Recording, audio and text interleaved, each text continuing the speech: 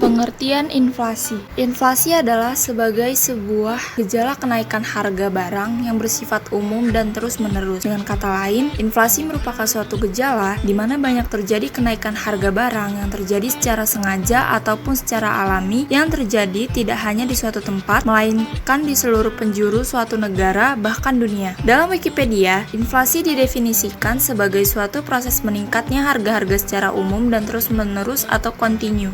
Penyebab terjadinya inflasi. Yang pertama, inflasi karena permintaan atau demand pull inflation. Inflasi ini bisa terjadi karena permintaan atau daya tarik masyarakat yang kuat terhadap suatu barang. Inflasi terjadi karena munculnya keinginan berlebihan dari suatu kelompok masyarakat yang ingin memanfaatkan lebih banyak barang dan jasa yang tersedia di pasaran. Karena keinginan yang terlalu berlebihan itu, permintaan menjadi bertambah, sedangkan penawaran masih tetap yang akhirnya mengakibatkan harga menjadi naik. Yang kedua, inflasi karena bertambahnya uang yang beredar atau quantity theory inflation. Inflasi ini disebabkan karena bertambahnya uang yang beredar dikemukakan oleh kaum klasik yang menyatakan bahwa ada keterkaitan antara jumlah uang yang beredar dengan harga-harga. Apabila jumlah barang tetap namun jumlah uang yang beredar lebih besar 2 kali lipat, maka harga barang pun menjadi lebih mahal 2 kali lipat. Yang ketiga, inflasi karena kenaikan biaya produksi atau cost push inflation. Inflasi ini disebabkan karena adanya dorongan kenaikan biaya produksi dalam jangka waktu tertentu secara terus-menerus. Secara umum, inflasi kenaikan biaya produksi ini disebabkan karena desakan biaya faktor produksi yang terus naik. Yang keempat, ada inflasi campuran atau mixed inflation. Inflasi campuran ini terjadi karena adanya kenaikan penawaran dan permintaan. Hal ini terjadi karena adanya ketidakseimbangan antara penawaran dan permintaan. Ketika permintaan terhadap suatu barang atau jasa bertambah, kemudian mengakibatkan penyediaan barang dan faktor produksi menjadi turun. Sementara itu,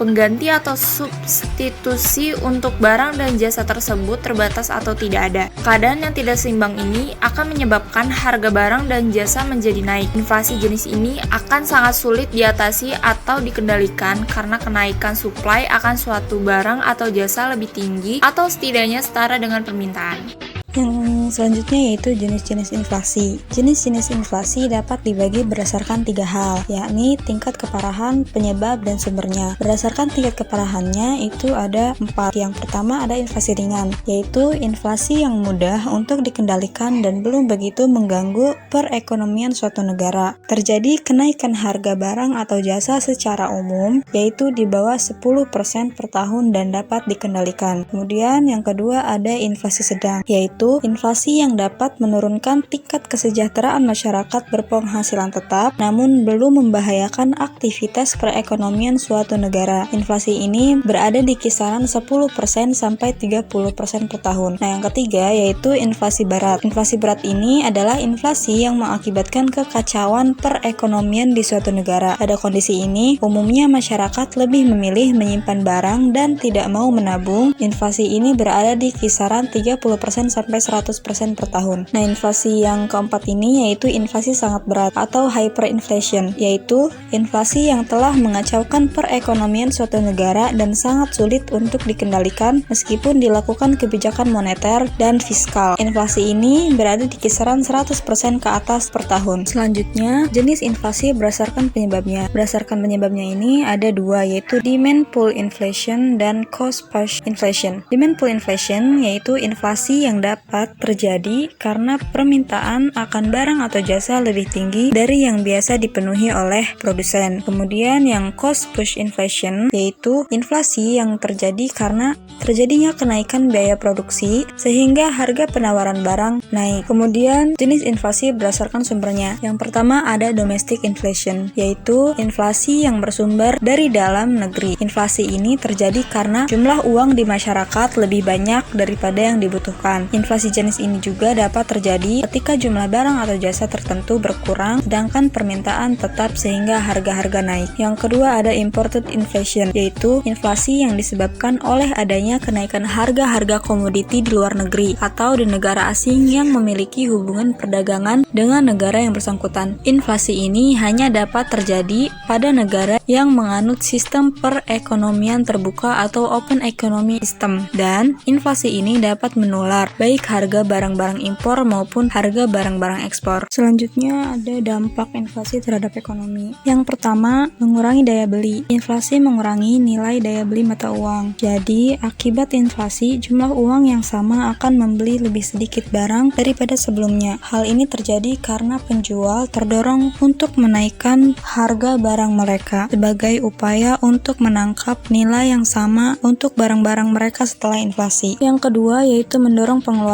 Dengan semakin menurunnya nilai mata uang akan mendorong para pemilik tabungan untuk mengeluarkan uangnya, kemudian menggunakannya untuk membeli barang atau jasa sesegera mungkin sebelum uang tunai semakin kehilangan nilainya. Kemudian yang ketiga ada membantu debitor namun merugikan kreditor. Akibat penurunan nilai mata uang, debitor atau peminjam uang akan diuntungkan. Misalnya, 1 tahun lalu debitor meminjam uang sebesar 10 juta rupiah, namun akibat inflasi, nilai mata uang yang harus dikembalikan tahun ini telah berkurang atau merendah. Selanjutnya ada memacu pertumbuhan ekonomi. Seperti yang disebutkan sebelumnya, inflasi menyebabkan konsumen lebih memilih mengeluarkan uangnya dibanding menabung. Selain itu, inflasi juga mengurangi beban utang yang dapat membantu pihak peminjam untuk lebih cepat melunasi pinjamannya. Hal ini menyebabkan peningkatan pembelian konsumen di seluruh sektor ekonomi. Akibatnya, pertumbuhan ekonomi meningkat. Meskipun memang ini juga berpotensi mengikis aset pengusaha dan mengurangi kemampuan mereka untuk mempekerjakan orang. Kemudian yang kelima ada distribusi kekayaan yang tidak merata. Kemudian yang keenam suku bunga naik. Yang ketujuh inflasi mempengaruhi wisata. Bagi orang asing yang sedang berlibur ke negara yang mengalami inflasi, harga-harga lokal akan terasa murah sebab nilai mata uang negara mereka lebih tinggi daripada nilai mata uang negara ini, sehingga daya beli mereka lebih tinggi. Sedangkan bagi penduduk lokal yang sedang berwisata ke luar negeri, harga-harga akan terasa mahal karena akibat inflasi, nilai mata uang negara tersebut menjadi lebih rendah daripada negara lain. Contohnya nilai rupiah dibanding nilai dolar Amerika. Yang kedelapan adanya menciptakan siklus umpan balik perekonomian. Inflasi tidak berefek sama bagi semua orang. Ada pihak yang diuntungkan dan dirugikan. Secara keseluruhan, kenaikan harga barang memang tidak sehat untuk ekonomi. Namun hal ini memicu pertumbuhan ekonomi. Industri berbasis ekspor akan mendapatkan manfaat dari inflasi. Barang-barang impor lebih mahal, sedangkan barang ekspor akan dirasa murah. Yang kesembilan ada mentransfer uang pemilik tabungan. Efek negatif inflasi bagi penabung dan investor adalah membuat mereka kehilangan daya beli. Entah kamu menabung uang di bawah kasur atau menyimpannya di bank ternama di dunia, seiring berjalannya waktu, uang yang kamu tabung akan berkurang nilainya. Bagi debitor, inflasi memberi efek positif, sebab